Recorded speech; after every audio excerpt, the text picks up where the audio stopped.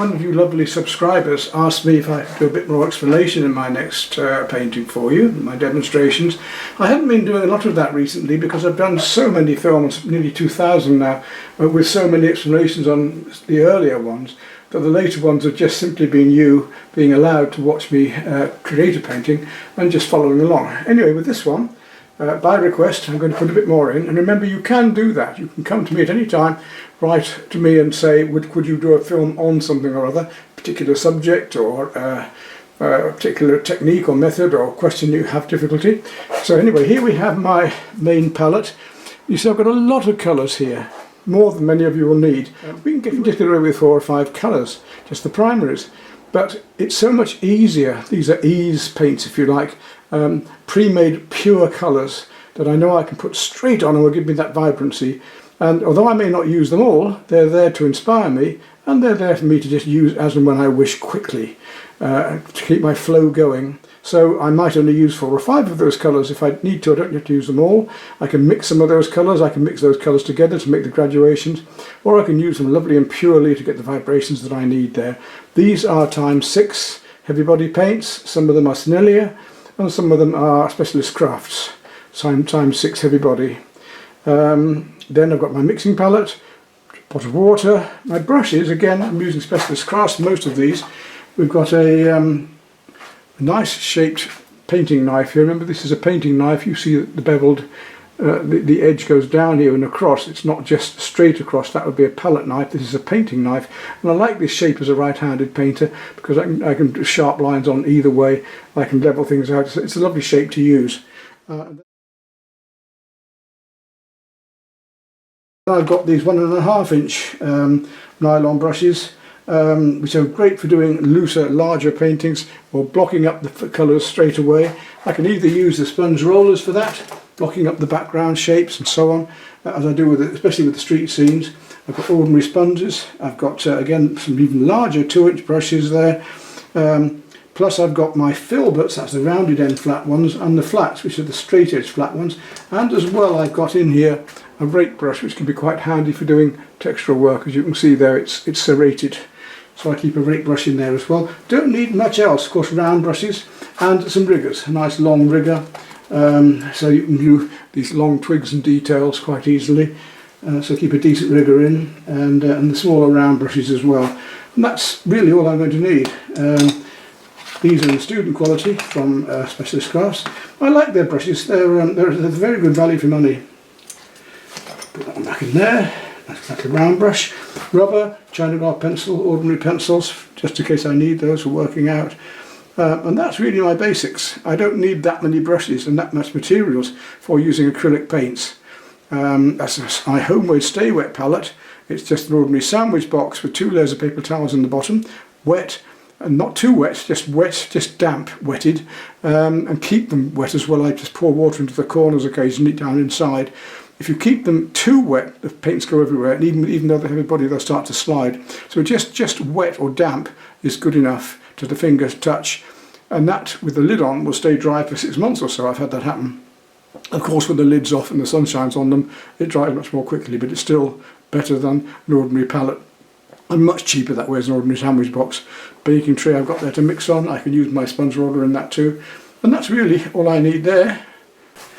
So there we are then, sponge roller, brushes of various types, painting knife, the larger brushes, mixing tray and the acrylic paints. And of course when you're ready, when you want to store them, you just put the lid over the top, keep it damp in, and they will stay like that for many weeks. Next is what to paint on. Well, most of us like to paint on canvas when using oils or acrylics. This one is a deep edge canvas. You can see it's thicker this way than an ordinary cheaper canvas, which is thinner that way. The advantages of the deep edge ones is that you can paint a dark edge right the way around. They don't always need framing, they look perfectly right on the wall as they are. Of course they can be framed, and you can use these thin edge ones without a frame, but again, many people now paint the painting going around the edge just in case somebody wants to hang them that way, or in case you're going to mount them onto a board, the gap in between and the frame outside, where the edge will just show. So that's canvas. You can also paint on any matte material. You can paint on watercolour paper, mounting card, hardboard MDF. To prime the MDF normally you can work straight onto it, I just use emulsion, no need for expensive gesso, just white emulsion, household acrylic emulsion is fine. As I say, you can paint on paper or card, even metal if it's primed, any matte surface.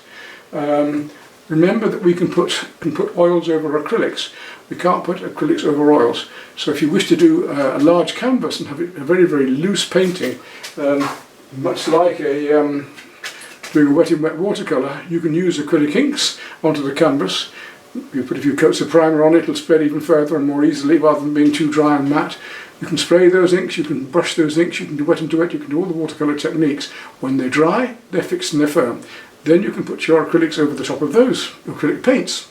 And then even still more, you can take it further by putting oils over those. There's so many ways to paint, so many ways to use mixed media, even spray cans of acrylics or whatever over the top. But just remember it's oils over acrylics, not acrylics over oils, because they won't stick, they won't adhere. So there's a few tips for you. You've seen a basic way of setting out a simple stay wet palette, saving yourselves money. You know what you can paint on. I've shown you simple brushes. I have many more brushes if I'm doing a watercolour.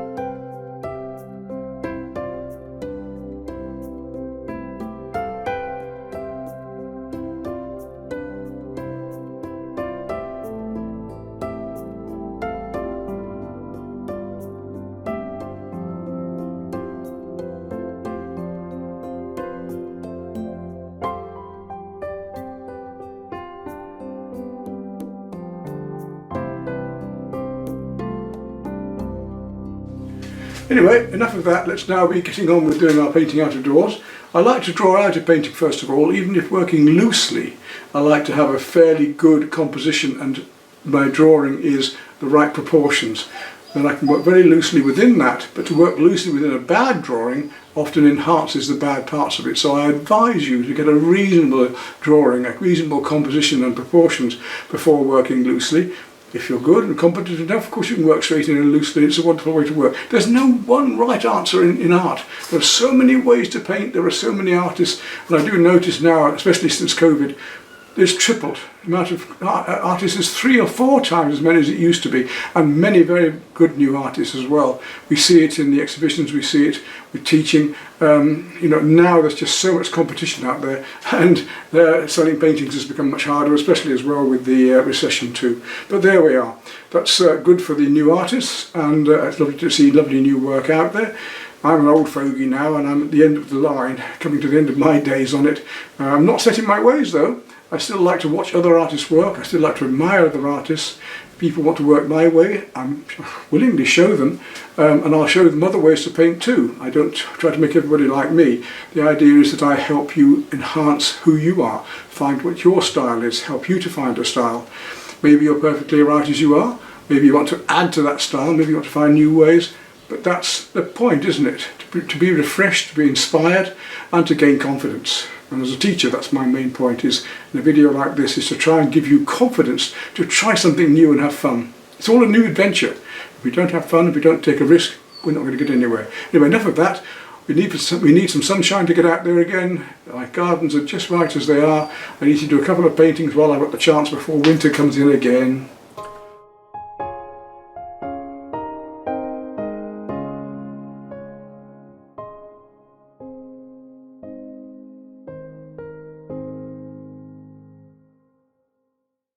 Well, I'm going to have another go at this scene behind me from an angle a bit further round, using acrylics again, trying to be a little bit more prismatic with it, separate out the colours and shapes a little bit more if I can. So this is the scene we've got at the moment, something like this, with the roses in on the right there, and those hollyhocks coming up. I could do with the hollyhocks being open a bit more really, but we'll see how we go. Well, I was going to voice over this one completely from the beginning to the end whilst I'm actually painting, but in fact I got so carried away with the painting that I completely forgot to do that. So what I'll do is do a voiceover now and describe what's happening. We're going to start off with painting some of the lighter, brighter colours over the white canvas so that the light canvas shows through. If I paint this pink over green, it'll go a lot darker, I won't have that vibrancy. So I'm going to paint all of these flowers in as a base coat first of all with the magenta colour so that it's a much brighter, lighter shade. There are just so many ways I can paint, so many ways to start the painting. I could paint an under painting of the magenta over the whole board first of all, and then paint the other colours around that, leaving that showing through.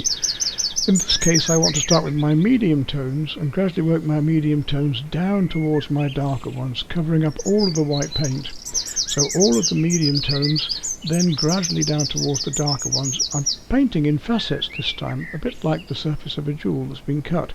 So each and every colour is a shape that's put in the right place and is the right colour relevant to the colour next to it. So midtones and the various different greens and colour hues, cool hues and warm hues of the greens and blues. I'm going to build up the leaves in the background as if they were facets of a jewel.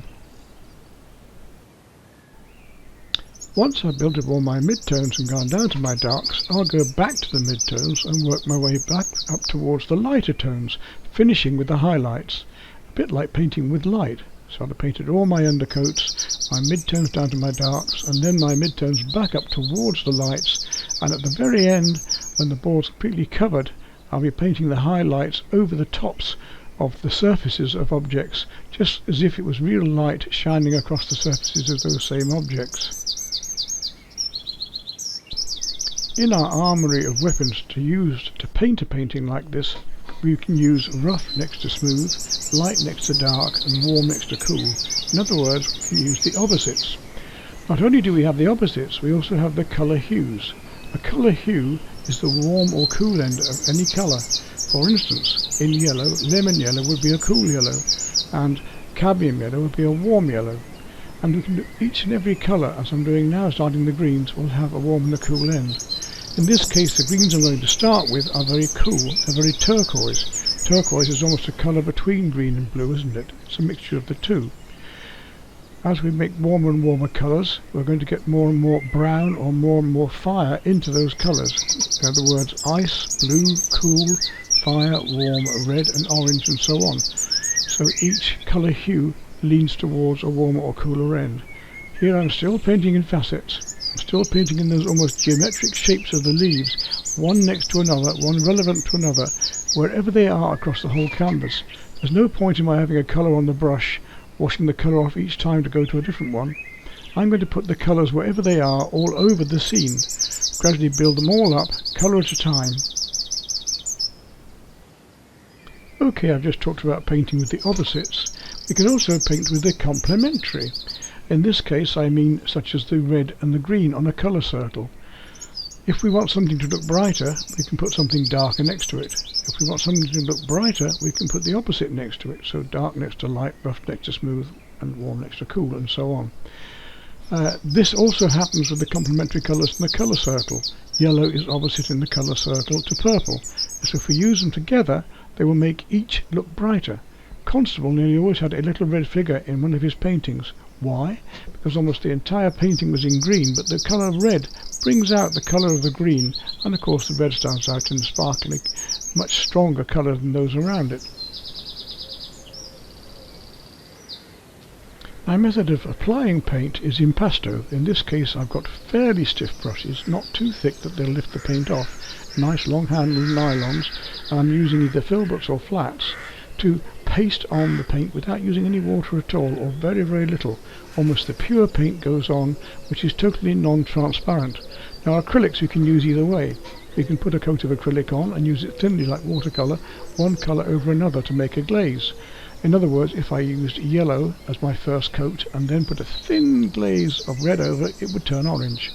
If I use it thickly like this as impasto, if I put the red over the yellow, it would lose the yellow altogether. So these are nice heavy impasto strokes of clean paint going onto the whiteboard, and you cannot see through them. As you saw at the start of this film, I have quite a large palette, so I've got a lot of these pure colours ready-made for me to use immediately. It's very inspirational, I can see the colours very quickly that way, and I get nice clean colours. But you'll also see that I don't just use those straight colours, I do mix them constantly. Now, how do we do that with the greens? Well, green is basically blue and yellow. But we can change the greens that we have by adding one to the other, or adding more warm or cool or blue or yellow or red to those greens to make them change colour and colour hue, so warmer or cooler. You'll start to see me go more yellow now as I use a more yellow green, or I add more yellow to the green. They go cooler and more turquoise as I add more turquoise to the green, and I can make them lighter or darker by adding white if I wish to do so, which makes them even more opaque. Or I can start adding other warmer colours such as brown if I have them to the green to make them an even more browny green. This is certainly going to happen later in this painting. The colours that I use in my painting are both comparative and also reflected. So we've got a comparative colour of warms to cools, lights to darks all over the painting, virtually as an abstract painting. Those colours are just taken abstractly between and compared between themselves and placed in the right shapes relevant one to another. So we have the right colours put in the right places in the right shapes relevant one to another. It's quite a good theorem, isn't it? But also remember that shadows and reflected light on surfaces and in shadows are all different. They're not always just one mixture of black and white or grey. They will be colours, each of them. You can't go whiter than white, you can't go blacker than black. I tend to reserve my white and black till the very end of a painting if I need it pure at all. Black tends to make things sooty, so I very seldom use black in mixing until the very end of a painting. I try and use pure dark colours such as Prussian blue or burnt umber or something like that as a mixture to make my darks, make my deep colours. At the very end of a painting, if I feel they're not quite dark enough, I may just, or even with the signature, I may just add black, because the last one or two points of black show out, make the other dark colours sing as colours and not looking like black. At first, on their own, comparatively, they look like black. But if you put some black next to them, then they suddenly shine out as colours. It's a bit the same with white. You can't go whiter than white. So if you start painting white clouds and white froth on the sea, or white sparkle, you've had it. You can't go any lighter. If we start with our very light tints of colour everywhere, say in sparkling water, if we draw the very light creams and pinks and light blues, and then come to the very end of the painting and we want that last little bit of extra light shining, then we can use some pure white. Now when I say reflected colours, I don't just mean colours that reflect off each other or colours next to each other. I also mean larger areas of light. For instance, the sky at different times of the day will be giving off different colours. An orange sunset in the evening will give an orange reflection over the surfaces of shiny leaves or water. A light blue sky in the daytime will reflect light blue over many of the leaves. So leaves aren't just green. Some of the leaf surfaces are going to directly reflect the light around them from the leaves, the colours, the flowers, all the sky. Now you see me adding much warmer colours to my greens. I'm adding burnt umber and raw umber, and also adding some deep Prussian blue to make those colours cooler and darker. It gives me much more depth in between my leaf shapes and leaf forms, branch forms. So I've worked from my midtones down towards my darker and darker and darker as I'm doing now. Then shortly, when I've got all of that done, I'm going to start working from those midtones back up towards the lighter tones again. It's amazing just how many blues there are amongst the greens and how close those blues become to the greens, especially when it comes to the more turquoise colours. Although I'm doing very warm greens at the moment and mixing brown right down to a deep Prussian blue, you can see the variety of yellow greens to blue greens I've got in the surrounding leaves. At the moment, everything's being painted in the same method of placing those in pastel colours stroke by stroke, one next to another. But gradually now I'm adding one colour over another. Where I want to paint darker over lighter, I can afford to do that. Even the flowers are being painted in the same ways. You'll see me painting the roses in facets of colour, in single strokes of one colour next to or over another, not blending much at all. So sometimes I paint in the background and have a background undercolour or undercoat. Sometimes use a great big brush and do large sweeping strokes and work up larger areas and then gradually refine it down. We can start loose and finish tight. We can't really finish tight and go loose. In this case, I'm starting fairly loose. I'm working with definite little facets of colour, but very loosely, not exactly. I'm making marks about what are there. Not precisely, it's an impression. So I make the facets of each part of the petals. In this case I worked up the deeper reds and browns up towards the lighter pinks at the end. I call this my jigsaw method because I'm gradually putting one colour next to another comparatively, and we don't actually know what those shapes are entirely until they're all together. When the shapes gradually come together and each part of this jigsaw is placed, then a form or a definite object will appear. So a head might appear after shapes have been painted around the head rather than within the head. Things can be left as negative shapes or filled in as positive shapes, as much either way, making one thing stand out. So we're drawing not just with line, as we have to consider drawing to be, or even with shade, we're drawing with blocks of colour. This actually gives you far more control than you might think. So rather than trying to paint a detailed object straight away, I'm gradually letting these objects form. A face will appear, a house will appear, a tree will appear, but they'll all be correct because the whole painting is happening at once. You'll notice that not one part of this painting is ever completely finished before another. Each part is about equal. Each part is gradually built up so that if I have every single mark correctly painted and all the colours are on all over, then the painting is all at one stage at that time, and it's all comparatively correct. And that's the important thing, because if we've just finished one corner of a painting or one part of a painting, then later on when we come to the other part it could be completely wrong compared to that first part. Just to clarify that more, I do find it's very useful to have a fairly strong drawing to start with, to make sure that your basic shapes and composition are correct. Not all the details by any means, but the outlines, yes, unless you're very good, of course. But what this does mean that if your drawing is fairly strong, when you're working within and around those shapes, your brush marks are going to be in the right places. And if there's a dog or a horse or a frog or whatever's in your painting, if the shapes are correctly there, as you place the right colours within and around them, those objects will appear. The horse will appear, the dog will appear. We aren't painting a separate dog in the painting, it is just one part of the facets of the jewel, and the whole thing will come together. Let's look at this more closely now as I go on to paint these two red roses on the right. Actually they're quite an unusual colour because they're sort of between the red and the rich orange. This sort of yellow surfaces and the very light blue of the sky shining across some of the slightly shiny petals at the top. So quite difficult to make. We can't just paint them by painting one colour and then having darker or lighter shades of that. We paint them by using again these colour hues of warm and cool yellows, warm and cool reds. The cadmium red is a warm and the magenta is a cool red, and we find the same with the yellows. We can mix a very light lemon yellow which is cooler, or we can start to mix some orange or red or have a warmer yellow to start with, like a chrome yellow. Here as I paint these facets of each petal, the rose appears.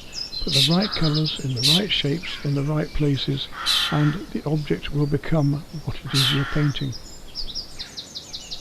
As I mentioned to you earlier, you can see I'm gradually working from my darker tones now more and more towards the lighter colours and the lighter tones in my painting, so that I'm painting over the surface of things. That makes sense, doesn't it? Because light shines over the surfaces of things that stick up and out, the edges of leaves, the edges of branches, the tops of stones or pebbles, the tops or the surfaces of an object.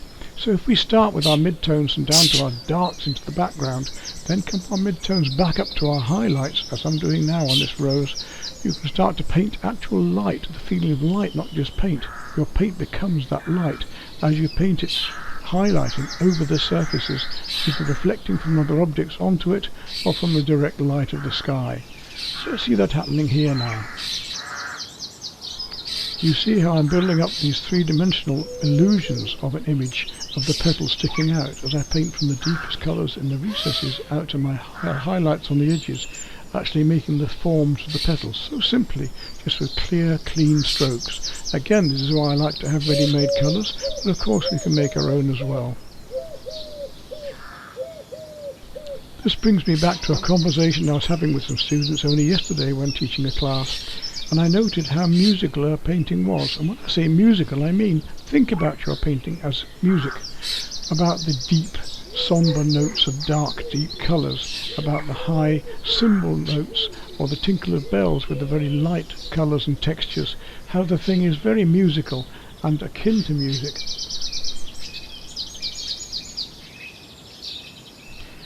You might feel that I've already painted many of the lighter colours and highlights, but in fact no, I'm only about halfway through this painting, and very soon you're going to see me really putting in the much lighter, brighter colours.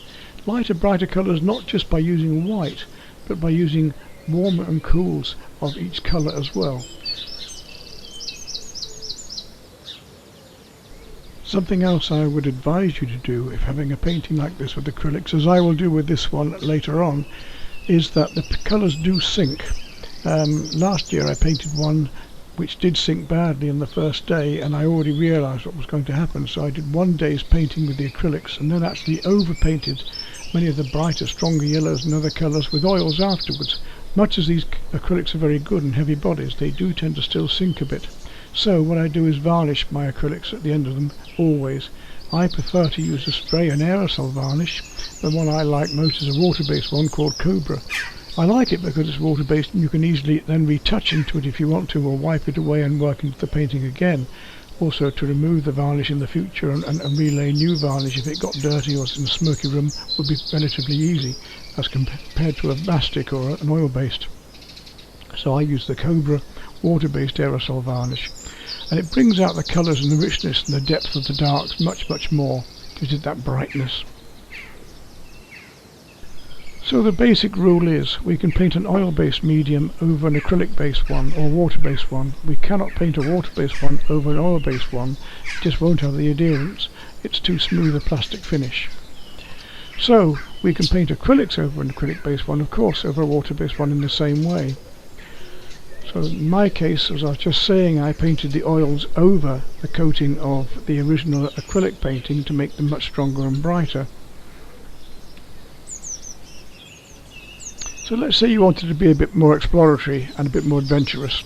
You could have an acrylic-based primer as an emulsion onto your canvas, put a few more coats on perhaps to make it a little bit smoother, and then you could use acrylic inks to do wet into wet effects or watercolour effects onto that on your canvas in the same way as you could on paper. The acrylic inks will dry, of course, and then they'll be waterproof, but they'll also be able to have oil-based paints put over them. So we could do a similar thing to wet and wet watercolour with acrylic inks, but very vibrant and bright and loose and flowing. Let that dry, and then we could paint acrylics on that, or we could paint oils on it. You couldn't paint oils and then acrylics on that. You can use the acrylics and then use more acrylic paints, or you can use the acrylic inks, acrylic paints, and then the oils at the end. As you can see, I'm gradually working up towards my final lights, and the last and final lights in this are going to be the white daisies. We say white daisies, but in fact they won't be pure white, will they? Because they're going to be reflecting the sky or some of the shadows, and the daisies will have some light greys or blues underneath the petals, and as the petals are underneath other flowers, or they're going to be white or shining much brighter and just light tones of colour if they're facing towards the sunlight. Some of the lighter colours, such as the whites, may have to be painted twice even because of the opacity. As the paint's a little bit thinner, especially with yellows, then you might need to put one or two coats on to give them that depth of tone and that brightness of colour.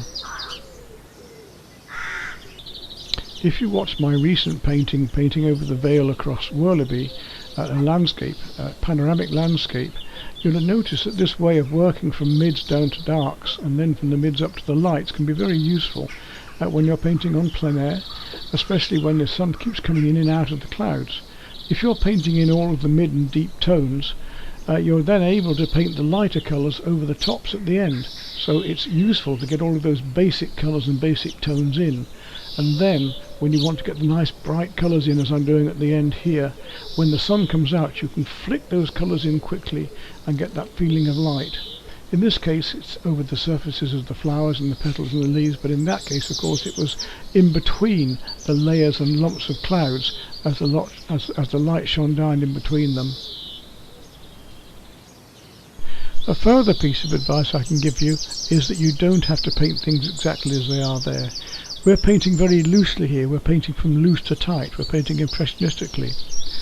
It's the final work that matters, it's the final painting on the wall.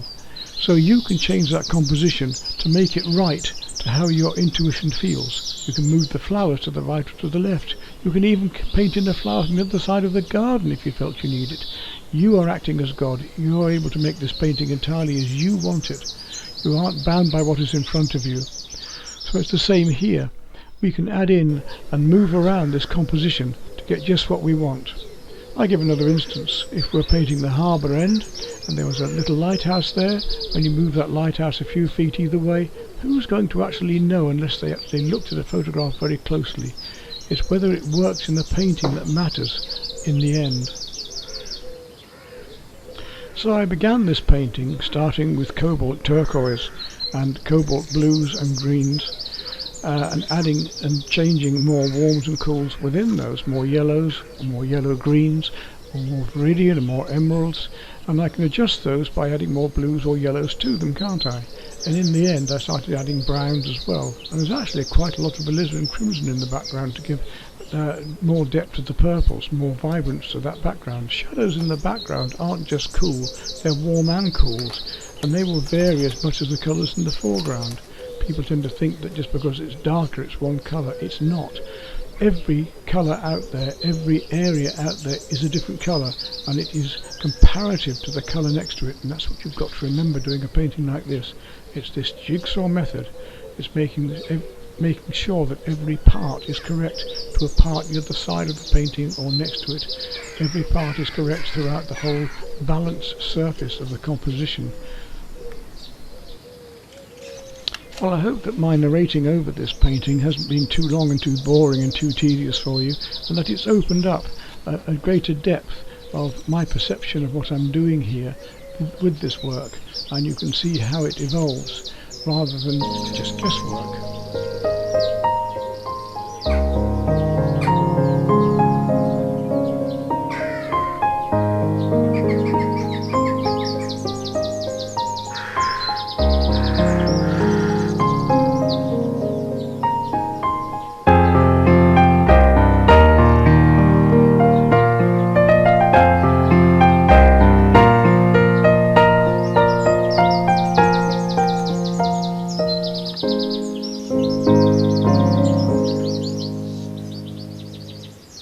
Was a fun one to do, but I forgot to talk through it as I promised to one of my subscribers. What I'll do is do a voiceover on this just to give you an idea of what colours and why and how I've used them. And we finish just as the evening light comes on.